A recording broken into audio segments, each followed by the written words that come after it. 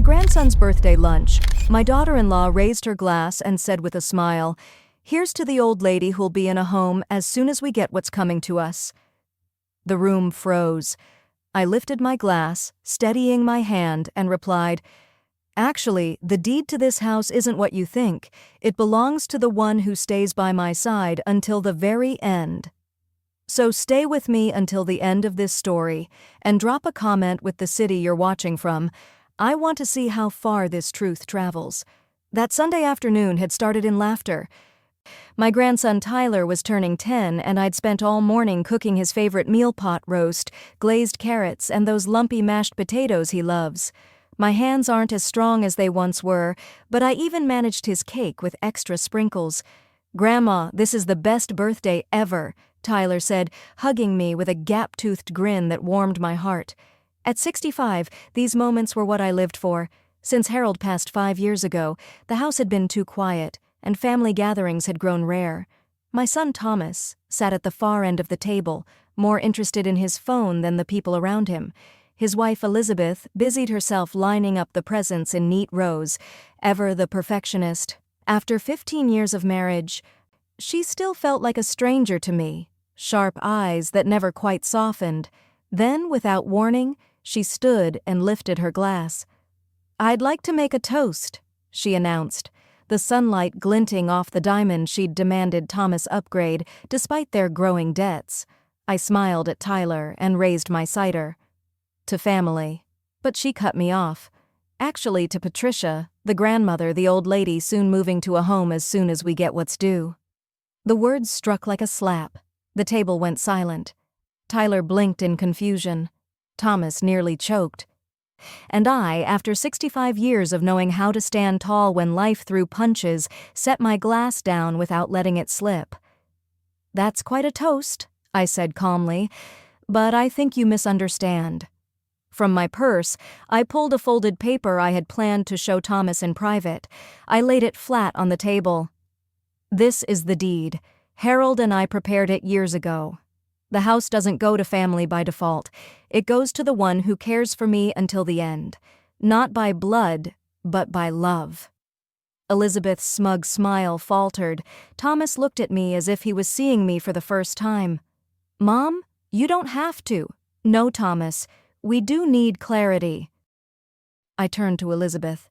"This house isn't some trophy, and it won't be claimed by leaving me behind."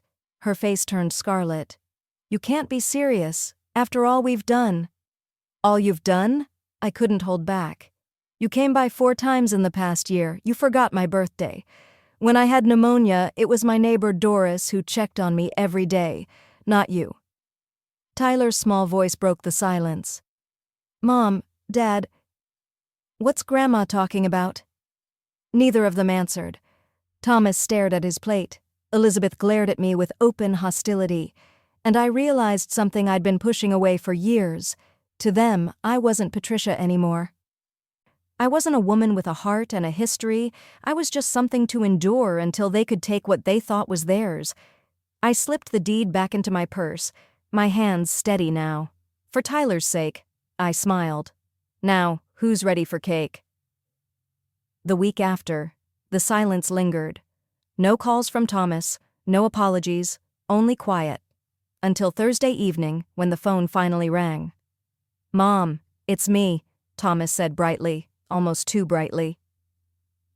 The day after that uncomfortable birthday lunch, Thomas called me with a new brightness in his voice. "Mom, I was thinking I could come by tomorrow, help you with that leaky faucet you mentioned." The faucet I'd fixed myself 3 months ago. I pressed my lips together, unsure how to respond. "And Elizabeth found these wonderful vitamins for joint health," he continued quickly. "She thought of you right away. We could bring them over." I almost laughed. Elizabeth hadn't thought of me right away in years, unless it involved money or babysitting. "That would be nice," I said instead, curious to see where this sudden attentiveness would lead. They arrived the next day bearing gifts, the promised vitamins, a casserole Thomas clearly hadn't cooked himself, and a bouquet of lilies that made me sneeze. Elizabeth hugged me, her embrace stiff and practiced. "Your hydrangeas are looking lovely. she said, drifting through my living room, her eyes lingering on my mother's antique sideboard. Thomas, could you look at the garbage disposal? It's making a strange noise, I said, though it worked perfectly fine. As soon as Thomas disappeared into the kitchen, Elizabeth's expression shifted. She leaned closer, her voice dropping to a conspiratorial whisper. Patricia, I hope there are no hard feelings about that toast. You know how I get with a little wine. Just a bad joke. I nodded, not trusting myself to speak. I was actually hoping we could talk about your arrangements, she went on, eyes flicking toward my study where I kept my important papers. At our age, it's so important to have everything in order. At our age, Elizabeth was 43. Everything's in order, I assured her. My lawyer Clara helped me update everything last spring. Something flickered in Elizabeth's eyes, annoyance, maybe concern. Clara Gibson? But she's more of a friend than a professional, isn't she? We know an excellent estate attorney who— Clara's been practicing elder law for 30 years, I interrupted. I'm quite satisfied with her work. Elizabeth's smile tightened just as Thomas called from the kitchen asking where I kept my wrenches. Excuse me, I said, leaving her standing there. Over the next few weeks, a strange new pattern emerged. Thomas called every few days. Elizabeth tagged along on every visit, always bearing gifts, always finding reasons to wander through my house, examining my possessions like items in a catalog. They invited me to dinner at their house for the first time in over a year. They offered to drive me to appointments. Elizabeth even suggested she could organize my closets for me. Then one Tuesday, I came home from the grocery store earlier than expected and found Elizabeth in my study, my file cabinet drawer partially open. Oh! She jumped, hastily closing the drawer. I was just looking for a pen to leave you a note. You weren't answering your phone. The pen and paper sitting plainly on my desk told a different story. That night, I called Clara. They're up to something, I said after recounting the day's events. Ever since I mentioned that provision in the deed, they've been different. Clara sighed. Unfortunately, I've seen this before. Your revelation about the house made them realize they can't take your assets for granted. Now they're trying to position themselves as your caregivers. But it's so obvious, I protested. Elizabeth can barely hide her contempt for me. People can be surprisingly two-faced when inheritance is involved, Clara replied. But this might actually be useful. Useful? How? It shows you who they really are and what they really want. Her voice softened. Patricia, maybe it's time to see who truly cares about you, not what you can give them. After we hung up, I sat on my porch swing, watching the neighborhood settle into evening. The Johnsons across the street were walking their dog. 2 houses down, Mrs. Abernathy watered her roses, and next door, Doris's kitchen lights glowed warmly. Doris had brought me soup when I was sick. She collected my mail when I was away. She remembered my birthday without Facebook reminders, yet I had barely acknowledged her kindness, focusing instead on a son who visited out of obligation and a daughter-in-law who couldn't even hide her impatience for me. Clara was right. It was time to find out who truly cared about Patricia, the person, not Patricia, the inheritance. I picked up my phone and began composing a text message to Thomas, to Elizabeth, even to Tyler. Then, after a moment's hesitation, I added Doris's number to the list. The test would be simple, but revealing. And maybe, just maybe, it would finally open my eyes to who deserved a place in my life and in my will. The following Saturday, I put my plan into action. I waited until late afternoon, when I knew Thomas and Elizabeth would be home from Tyler's soccer practice. I pushed the coffee table aside, carefully lowered myself to the floor, and took a deep breath. "Help!" I called out just loud enough for anyone passing by to hear. "I've fallen, I can't get up." Then I dialed Thomas's number, straight to voicemail. My voice shook as I left the message. "Thomas, I fell. Please come quickly." I tried Elizabeth next. No answer. Even Tyler's new phone, though he rarely picked up, went to voicemail. Each time I left the same urgent plea. Finally, I called Doris. Patricia, are you all right? Her voice brimmed with concern. I've fallen, Doris. I can't seem to get up. I made my voice sound weaker than it was, hating the deception but desperate for the truth. I'm coming right over. Don't move if it hurts, she said. I could hear her keys jingling before the line even went dead. Less than 2 minutes later, the doorbell rang. Patricia, it's Doris. The key's under the blue pot, I called weakly. Seconds later, she burst inside still in gardening gloves, dirt smudged on her cheek. Her eyes widened when she saw me on the floor. Oh my goodness. What happened? She knelt beside me, hands hovering as if afraid to hurt me. Where does it hurt? Should I call an ambulance? The genuine worry in her eyes tightened my throat. No calculation, no hidden agenda, just care.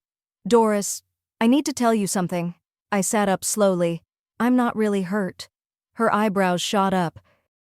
I explained my test, watching her concern shift into quiet understanding. You called your family first, didn't you? She asked softly. I nodded, ashamed. I'm sorry for lying to you. Don't be, she said, pulling off her gloves. I understand. Ever since Tyler's birthday, they've been different. I've noticed their cars here, the gift bags, and Patricia. Her mouth tightened. Elizabeth asked me about your will. She what? My stomach dropped. Last week at the mailbox, she said she was worried someone might take advantage of you. I told her you were sharper than both of us put together. For the first time in weeks, I laughed. Doris helped me to my feet and I invited her to stay for tea. We sat at the kitchen table as late afternoon sunlight warmed the room, and we talked, really talked. I learned she'd been a librarian before retiring, that she lost her partner Jean 3 years ago, that she made quilts for children's hospitals. She showed me photos of her latest patchwork design, bright, mismatched scraps stitched into something beautiful. Like life, she smiled. Pieces that don't seem to fit, but together, they make something worth keeping. As she spoke, my phone stayed silent. No calls, no worried texts, no son rushing to check on his mother. It wasn't until 7:43 p.m., over 3 hours later, that my phone finally buzzed. Mom, just saw your message. Everything okay? No urgency, no concern, just a half-hearted check-in. I looked at Doris, still smiling warmly as she suggested I join her book club. Then I looked at the phone in my hand, at the son who couldn't be bothered to come when I called for help. You're right, I said softly, setting the phone aside. Family is who shows up. And for the first time in years, the weight on my shoulders lifted. I didn't owe loyalty to people who saw me as a burden. I didn't have to keep chasing love from those unwilling to give it. As Doris and I clinked our teacups, I made a decision. It was time to rebuild my definition of family and time to rewrite my will. Monday morning arrived with pounding on my front door. I was sipping my second cup of coffee when it began sharp, impatient knocks. Mom, open up! Thomas's voice rang out. I took my time walking to the door. When I opened it, Thomas shoved his way inside, Elizabeth right behind him. Why didn't you answer my text? I was worried sick. A lie. If he had been worried, he would have come yesterday, not nearly a full day later. I was busy, I said simply, closing the door behind them. Elizabeth's eyes swept the room and landed on the teacup still sitting on the coffee table. Her voice sharpened with suspicion. You had company? Yes, I answered evenly. Doris came over. I moved back to the kitchen table, letting them follow. Doris checks on me regularly, I said. Thomas shifted in his seat. Look, Mom, about your message. I fell, I interrupted. I couldn't get up. I called for help. Elizabeth leaned in quickly. We were at Tyler's game. You know how important those are to him. Doris was gardening, I replied. She was here within 2 minutes. Thomas's shoulders slumped. Mom, that's not fair. We live 15 minutes away. You responded 3 hours later, Thomas. Not even a phone call, just a text. Elizabeth's face tightened. We've been under a lot of stress lately. If you bothered to ask about our lives instead of just expecting us to drop everything? What kind of stress? I asked. The question caught her off guard. She glanced at Thomas. He studied the pattern on my tablecloth. Financial pressures, she admitted finally. The economy. Our investments haven't gone the way we planned. Thomas cleared his throat. We might even have to sell the lake house. The lake house. The one they bought 2 years ago against my advice. The one that nearly bankrupted them, but Elizabeth had insisted they needed to keep up appearances. I'm sorry to hear that, I said, and I meant it for Thomas, if not for her. Well, Elizabeth said, her voice softening unnaturally. We were hoping to discuss something with you. There it was, the reason for their visit. Living alone at your age can be so dangerous, she continued, placing a manicured hand over mine. That fall you had proves it. I've lived alone for 5 years, I reminded her. This was my first fall. Thomas leaned forward. What if we converted the basement into an apartment for you? You could sell this house, move in with us. We'd be right upstairs if you needed anything. I nearly laughed. Sell my most valuable asset and live in their basement? How convenient. That's very thoughtful, I said politely, but I'm happy here. Elizabeth's smile stiffened.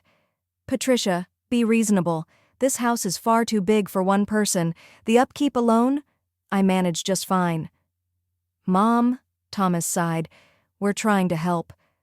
Since Dad passed, you've been so isolated. We worry about you. Did they think I didn't see through it? The house was worth over $400,000. Their sudden concern was timed far too perfectly.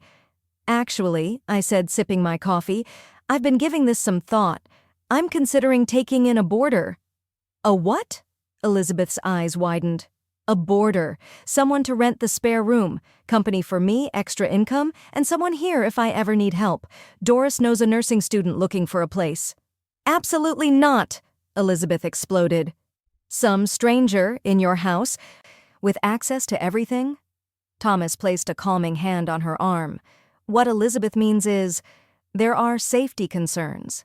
You don't know this person. Of course I'd meet them first, I said evenly. Besides, I thought you'd be pleased. Doesn't this solve the problem of me being alone? Elizabeth shot to her feet. This is ridiculous, Thomas, tell her. But Thomas was looking at me differently now. His voice softened. Mom, is everything okay? You seem different. I am different, I admitted. I've realized some things lately. What things? His curiosity was genuine. Before I could answer, Elizabeth's phone chimed. She glanced at it, then nudged him. We need to go. That investment meeting, remember? Thomas hesitated. Torn between us. Just think about our offer, Elizabeth pressed, already moving toward the door. Selling this place makes perfect sense. We could help each other. After they left, I sat at my kitchen table a long time, staring at the folder of documents I'd gathered, bank statements, property records, everything Harold and I had built in 45 years together. Not a fortune, but enough to solve Thomas and Elizabeth's troubles. The question was, did they deserve it? I remembered the way Thomas had looked at me today, that flicker of real concern, the boy I once knew. He was still in there, buried under her influence. And then there was Tyler. Innocent in all this, I closed the folder and reached for my phone. It was time to call Clara again. I need to make changes, I told her. You're sure about this? Clara asked, scanning the documents spread across her desk. This is a significant shift. I'm sure, I said, feeling more certain than I had in years. It had been 3 weeks since my fall. 3 weeks since I finally saw the truth. 3 weeks of reflection. 3 weeks of Thomas and Elizabeth pressing harder, dropping hints, making offers, suggesting I sell the house and move into their basement. By Friday, Clara had the new papers ready. She stacked them neatly, then looked at me with a softened expression. Patricia, I'm proud of you. Warmth spread through me. How long had it been since anyone said they were proud of me? Not as a mother, not as a grandmother, not as a widow, but as a woman making her own choices. I didn't go straight home afterward. Instead, I drove to the community center where Doris had been inviting me for months. Silver threads, she called it. I'd always declined, waiting for Thomas or Tyler to fill my days with visits that never came. The room was alive with chatter. A dozen women my age, laughing and talking. Doris spotted me immediately, her face lighting up. "Patricia, you came!" She clasped my hands, beaming. "Everyone, this is my neighbor." The welcome was genuine. These women didn't care about my bank account or my house. They cared about me. Dorothy, a retired teacher, was forming a book club. Mabel, her hands twisted with arthritis, still painted watercolors for an upcoming library show. Helen and June, sisters in their 70s, were volunteering at the Children's Hospital. "We could use another reader for story hour," Helen said. "I'd love to," I heard myself reply. "I used to read to my kindergarten students." "You were a teacher?" June asked, eyes bright with interest. For the next hour, I laughed more than I had in months. These women weren't waiting to be remembered by family. They had built something meaningful together. That evening, I sat on my porch swing watching the sunset. My phone buzzed. "Thomas. Mom, Elizabeth found a great place. Beautiful grounds, activities, the works. We should tour it this weekend." I didn't reply. Instead, I opened my laptop and researched something Clara had mentioned: home-sharing programs for seniors. Carefully vetted renters, often students or young professionals, who provided companionship in exchange for affordable housing. My house had 5 bedrooms. Why should 4 of them sit empty when they could bring new life into my home? The next evening, Thomas and Elizabeth showed up unannounced. "Mom, you didn't answer my text," Thomas said, frowning at the application materials spread across my table. "I'm applying to a home-sharing program," I said calmly. "I'll be renting out the spare rooms." Elizabeth's face drained of color. "Rentals? You can't be serious." "I'm very serious," I replied. "This house is too big for one person, as you've both reminded me, but I don't need to sell it to solve that problem." "But what about our plan?" Elizabeth stammered. "The assisted living tour." "I'm not moving," I said firmly.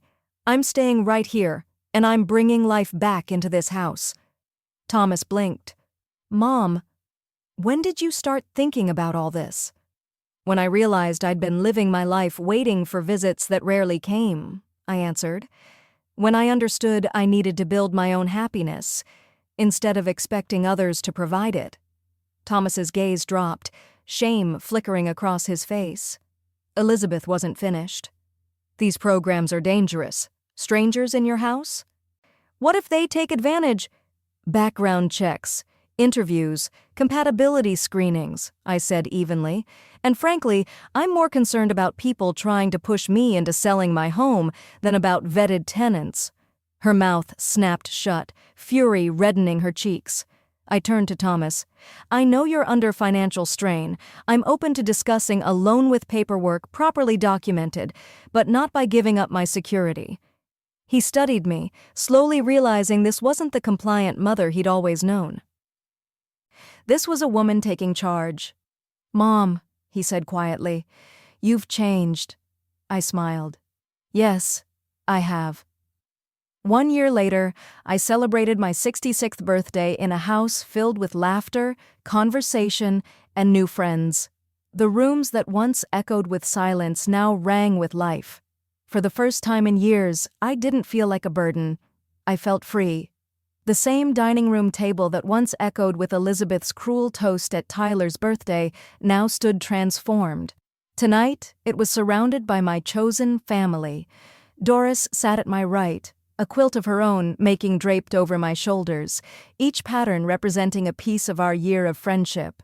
To my left was Amara, the nursing student who had started as my tenant but had become something closer to a granddaughter. She had decorated the house with balloons and streamers, insisting that 66 was worth celebrating properly. Miguel and his husband David, my basement tenants, my friends, filled the air with both food and music.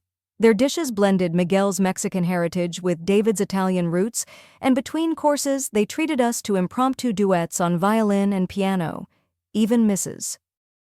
Abernathy from down the street had come, carrying her famous lemon squares and old neighborhood stories. The doorbell rang just as Miguel was preparing the cake.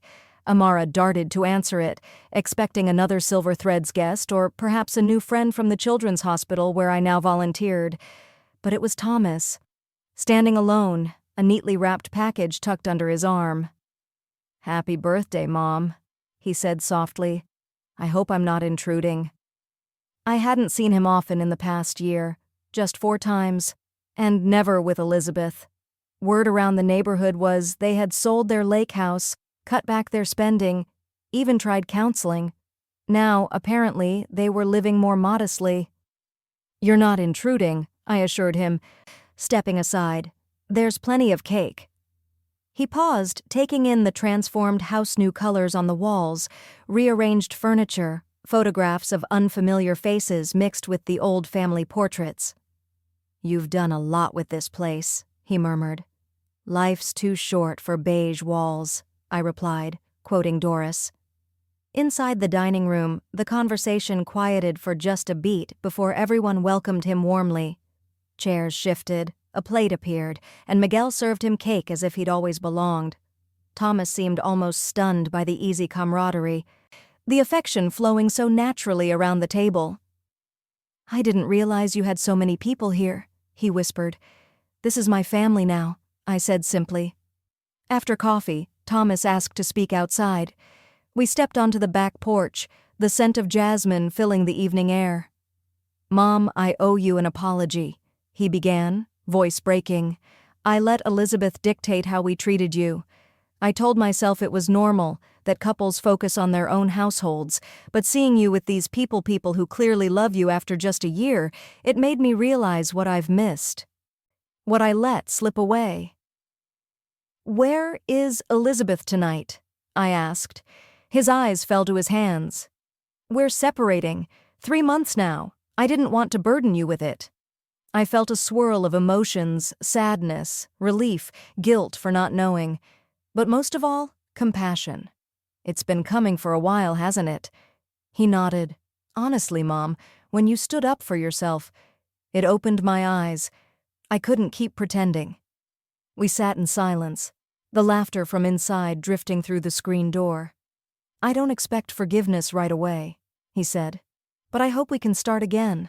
I miss you, and Tyler misses you terribly." My heart ached at his name. I miss him too. He's always welcome here, and so are you, Thomas, on different terms than before. He nodded, accepting the boundary.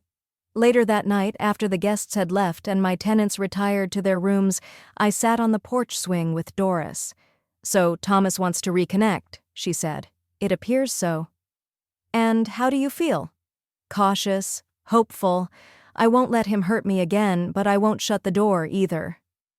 Doris smiled knowingly. "When Jean died, I thought family was gone for me too. Then I met you. Family is what we choose, what we nurture."